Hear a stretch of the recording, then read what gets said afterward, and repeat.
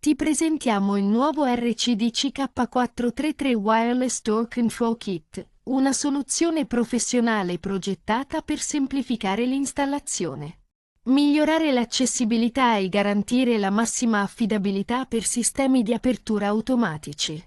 Basato sulla collaudata tecnologia RF a 433 MHz. Questo sistema assicura una comunicazione stabile e resistente alle interferenze. Nessun cablaggio. Nessuna complessità. Solo installazione rapida e totale flessibilità. Adatto per porte automatiche, cancelli e sistemi di accesso industriali.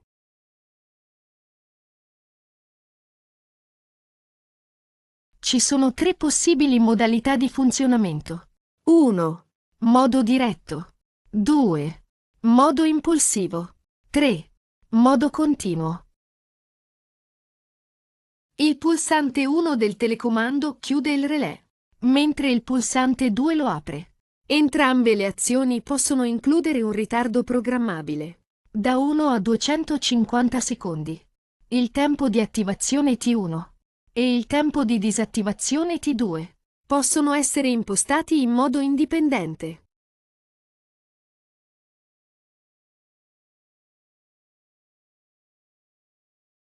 È possibile per entrambi i pulsanti programmare sia il tempo di ritardo T1 che il tempo di impulso T2. Entrambi sono programmabili da 0 a 250 secondi, in modo indipendente fra di loro. Per esempio, è possibile programmare un tempo di ritardo pari a 200 secondi e un tempo di impulso pari a 5 secondi.